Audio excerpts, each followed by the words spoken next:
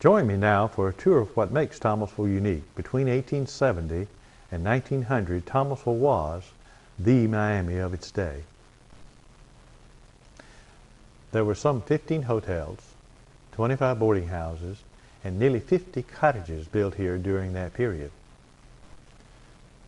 Our summer population grew to about 5,000. Our winter population often ran between 12 and 15,000.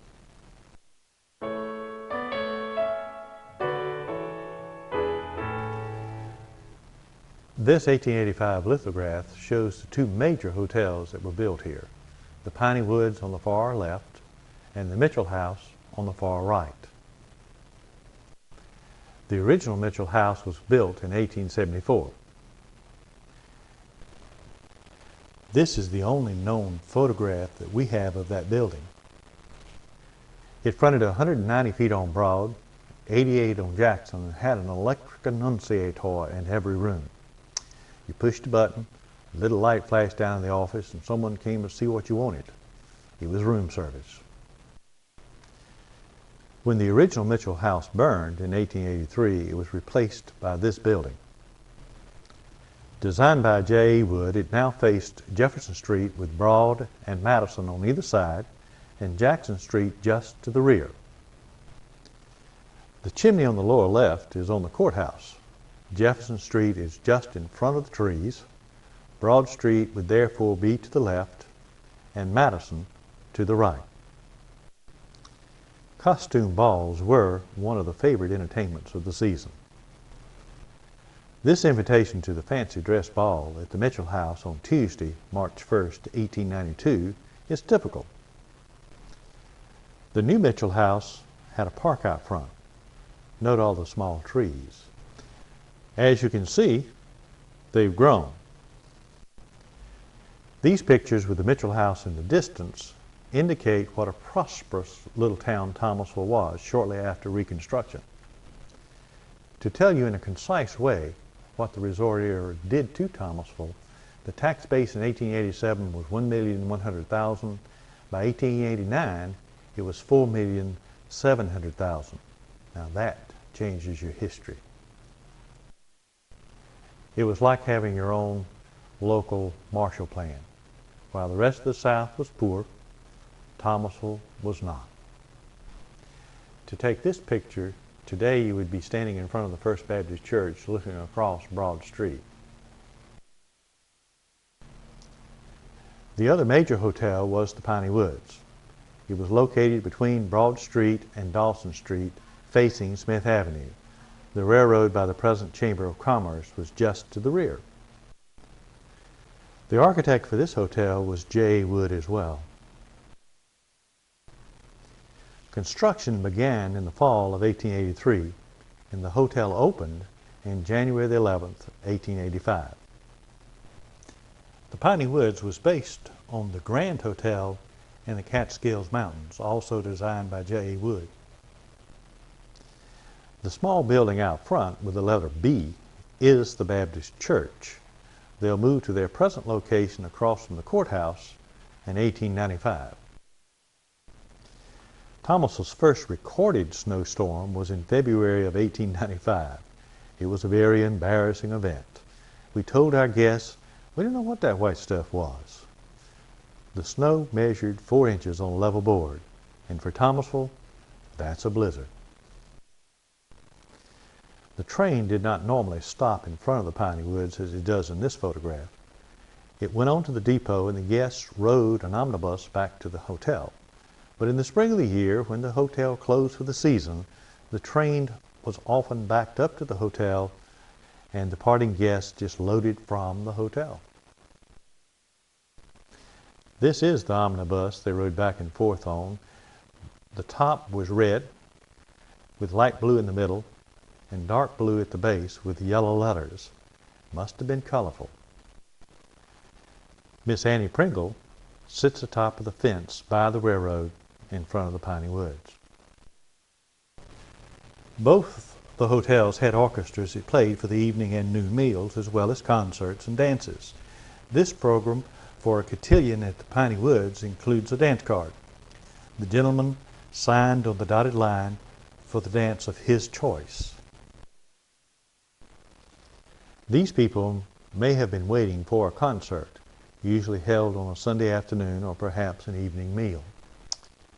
This 1889 Christmas menu from the Piney Woods Hotel shows very well what kind of food was served in the major hotels. Each day's menu was printed only for that day and never used again, and you can gain 10 pounds just reading the menus. This is the lobby of the Piney Woods. Particularly note the Turkish rugs and the electric lights hanging over the check-in desk. One of the very best pictures we have of the Piney Woods was taken from the Broad Street side around 1905. Note all the telephone poles and light lines. The Piney Woods had not opened for the 1905 season, for now you could go to Florida safely. In the spring of 1906, the Piney Woods mysteriously burned. The Stewart Hotel opened for business in 1888. It sat just across the street from the Mitchell House on the Madison Street side. The owner, Charles Stewart, knew he could not compete with the two major hotels in town, so he had a sign in his lobby which says, "This is the only second-class hotel in America." On the other side of the Mitchell House, on the corner of Broad and Jefferson Street, sat the Masury and the Brighton Hotels, both built by John W. Masury of Masury Paint fame. Both opened in 1889, and as you can see, neither building had a front porch in the early 1890s.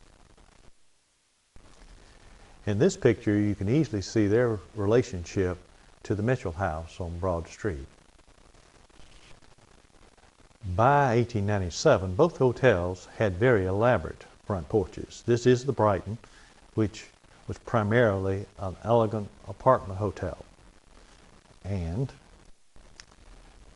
the Masury, which outdid itself with its porches. By 1905, the architectural style had changed, and the porches were once again removed. Not everyone who visited Thomasville could afford to stay in a hotel. The Pine Summit was one of our best boarding houses in this period, as was the Randall House. Each cost from $7 to $14 per week, compared to the cheapest room in the hotel, which were $4 a night, up to a suite at $11. Keep in mind the average man's pay in this period was between 50 cents and $1 a day, so $11 could equal 22 days' pay. The hotels were not cheap.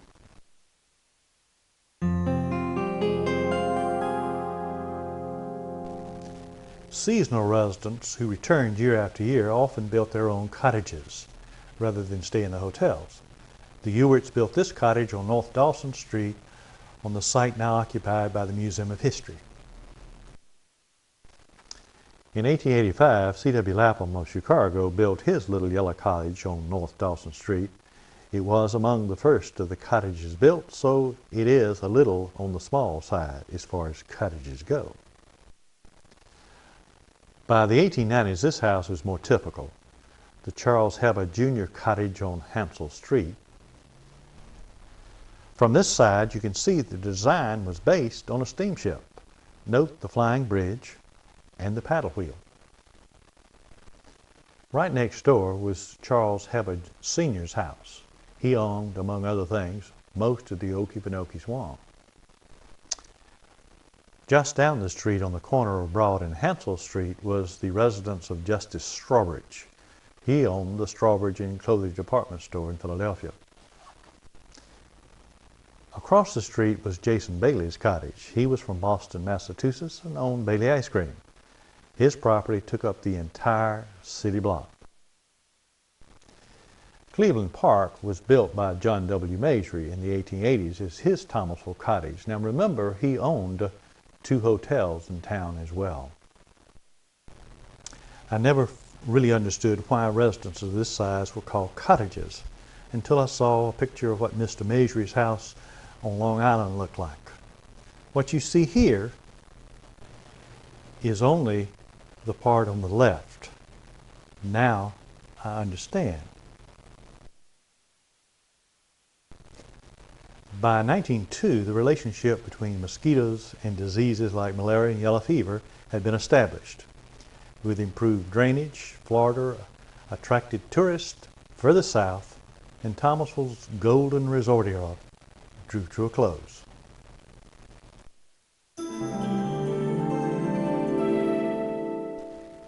By far, the most lasting impact the resort era had on Thomas County was the plantations never broke up.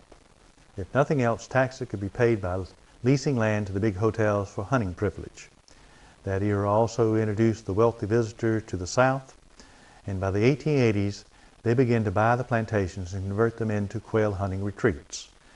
By the early 1970s, when this map was drawn, there were still 71 plantations covering some 300,000 acres between the cities of Thomasville at the top and Tallahassee on the bottom left of this map.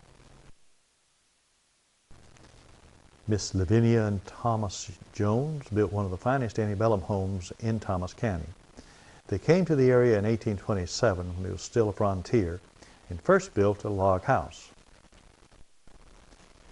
In 1839, they began building Greenwood, which was designed by John Wynn, and it was finished in 1844. This particular photograph was taken in 1855. It's a daguerreotype from the University of Georgia. The design of the house was a 4/4 with columns out front. But notice the columns do not sit on the porch.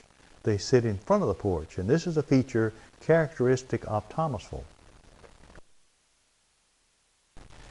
This front view of the house shows one of the most outstanding features of the home. This magnolia rosette was hand-carved, probably by a slave.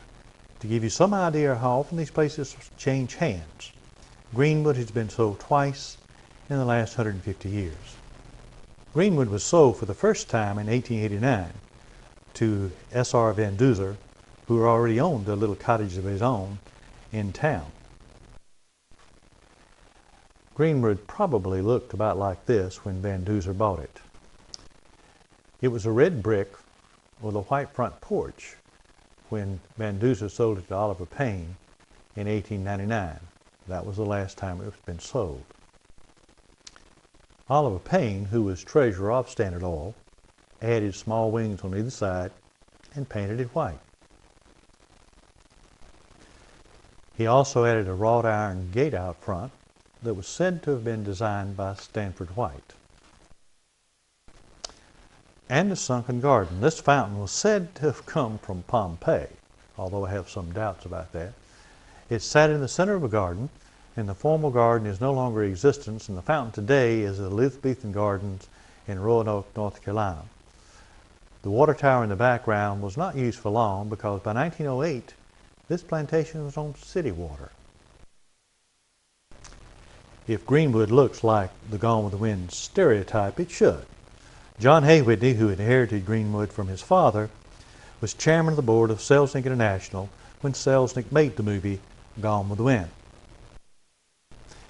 As Mr. Whitney had the set designers photograph his plantation, this view may very well have been the inspiration for several of the interiors seen in the movie. But in 1993, it burned. Mrs. Whitney had the exterior, which was built of brick, and the roof fully restored. Today, the care of Greenwood is entrusted to the Nature Conservancy. This is the barn. As you drive by Greenwood, you can look through the woods and see the barn. I grew up thinking this was the main house. The hunting carriages are quite beautiful. They're even more beautiful when glimpsed in the woods, pulled by the matched mules with the outriders in livery. And of course, everybody has a 4-car garage, but not generally on either side. This is the house at Suzinum, also designed by John Wynn. It was originally known as Cedar Grove. It was started in the early 1840s by James Joseph Blackshear. He died in 1843, and the house was finished by his wife, Harriet Jones Blackshear, who was the sister of Tom Jones of Greenwood. In 1891, the Mason family bought it and added a touch of Victoriana. Today, Susina is a private residence. Fair Oaks was built by Colonel Richard Mitchell. Beginning around 1856, it was probably finished in the early 1860s. Note the small window in the pediment. Colonel Mitchell was born just after the American Revolution and grew up being taught by his tutors that the English caused all our problems. He fought them in the War of 1812 when he was a young man until the day he died, detested the British. He's buried just east of the main house, and he's buried facing west. He did not intend to rise on Judgment Day to face England. Unfortunately, Fair Oaks burned in 1962. The window had previously been replaced by a carved acorn medallion in keeping with the decorated pediments and the other wind-designed houses of Thomas County. Mr. and Mrs. Brigham Britton, who owned the plantation at the time, had it rebuilt to recreate the original house. As you may know, except along the coast or the major rivers, very few people in the Deep South ever lived in a Greek Revival mansion. Melrose is far more typical of an original plantation. This house was built by Paul Colson. It is classical revival or vernacular, sometimes known as Plantation Plain. Mr. Howard Melville Hanna bought it in 1896 and added on just a touch. The original house is the front porch. This is a close-up of the front of the original. If you step just to the east, you begin to see some of the additions made to the house. And this is the back of the house today. Mr. Howard Melville Jr. in the 1930s added a swimming pool and glassed it in.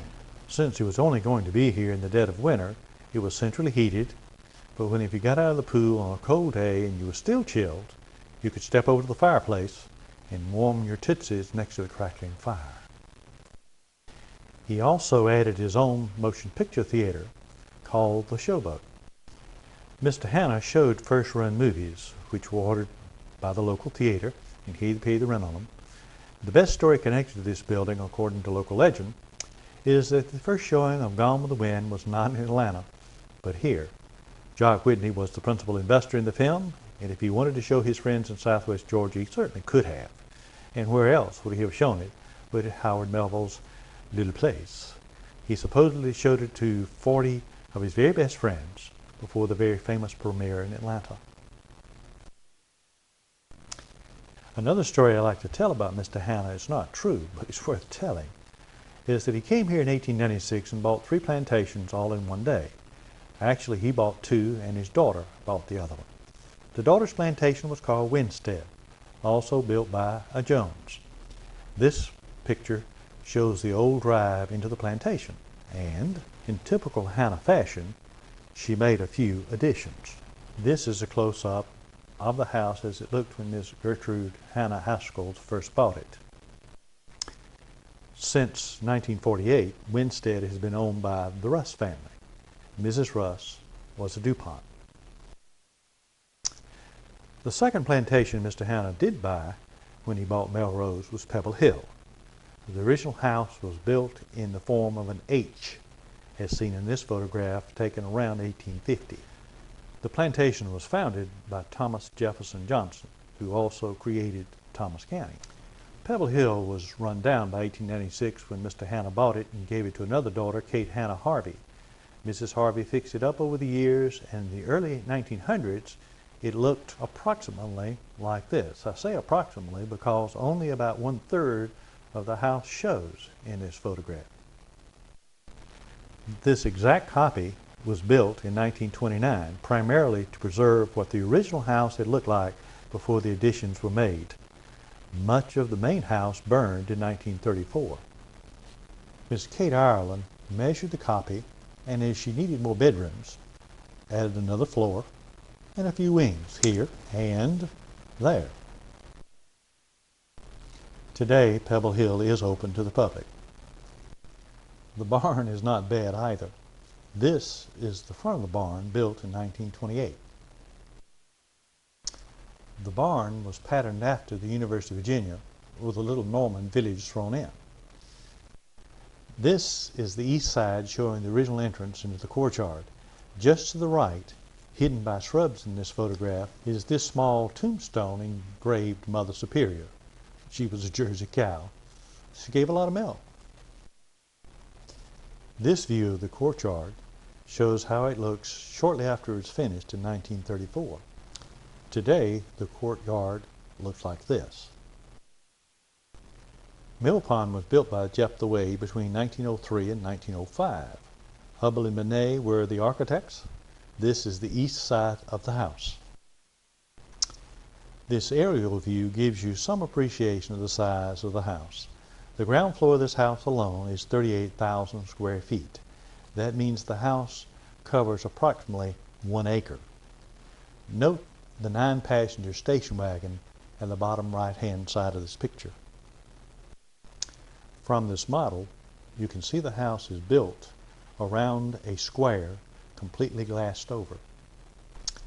As you enter the house through the doors on the southeast side, you're in a huge hall.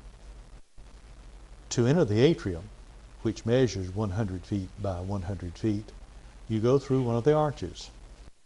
Today, the vegetation provides a lush oasis. The grounds are quite beautiful.